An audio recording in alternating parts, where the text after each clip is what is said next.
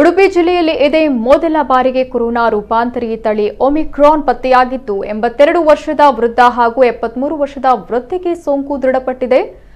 ಇನ್ನು ಮಂಗಳೂರಿನ ನರ್ಸಿಂಗ್ ಕಾಲೇಜಿನ 19 ವರ್ಷದ ಯುವತಿಗೆ ಸೋಂಕು ದೃಢಪಟ್ಟಿದೆ. ಧಾರವಾಡದಲ್ಲಿ 54 ವರ್ಷದ ಪುರುಷ ಹಾಗೂ ಭದ್ರಾವತಿಯಲ್ಲಿ 20 ವರ್ಷದ ಯುವತಿಯಲ್ಲಿ ಸೋಂಕು ಕಾಣಿಸಿಕೊಂಡಿದೆ. ಉಡುಪಿಯ ಪ್ರಕರಣದಲ್ಲಿ ಕುಟುಂಬದಲ್ಲಿ ಕೋವಿಡ್ ಪಾಸಿಟಿವ್ ಪತ್ತೆಯಾದ ಹಿನ್ನೆಲೆ ಪ್ರಾಥಮಿಕ ಸಂಪರ್ಕಿತರಾದ ಕಾರಣ ಕುಟುಂಬದ 4 ಮಂದಿ ಸದಸ್ಯರು ಕೋವಿಡ್ ಪರೀಕ್ಷೆಗೆ ಒಳಪಟ್ಟಿದ್ರು.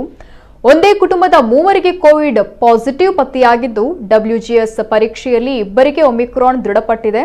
ಈ ಹಿನ್ನೆಲೆ ಸೋಂಕು ಹರಡಿದ ಮೂಲ ಸಂಪರ್ಕಿತರನ್ನ ಆರೋಗ್ಯ ಇಲಾಖೆ ಪತ್ತೆ ಹಚ್ಚುವ ಕಾರ್ಯದಲ್ಲಿ ತೊಡಗಿದೆ. ಇಬ್ಬರು ರೋಗಿಗಳಲ್ಲೂ ಕೂಡ ಯಾವುದೇ ಕೋವಿಡ್ ರೋಗ ಲಕ್ಷಣ ಕಂಡುಬಂದಿರಲಿಲ್ಲ.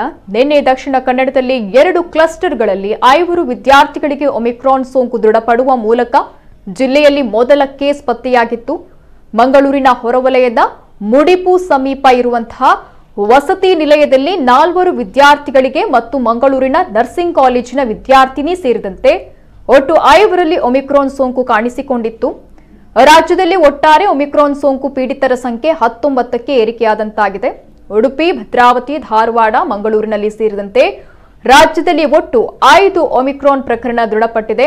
ಇನ್ನು ಸೋಂಕು ದೃಢಪಟ್ಟಿರುವ ಕುರಿತು ಟ್ವೀಟ್ ಮಾಡಿರುವ ಆರೋಗ್ಯ ಸಚಿವ ಡಾಕ್ಟರ್ ಕೆ ಸುಧಾಕರ್ ಅವಿಭಜಿತ ಜಿಲ್ಲೆ ಹಾಗೂ ಧಾರವಾಡ, ಭದ್ರಾವತಿ ಪ್ರಕರಣ ಪತ್ತೆಯಾಗಿರುವುದನ್ನು ತಿಳಿಸಿದ್ದಾರೆ.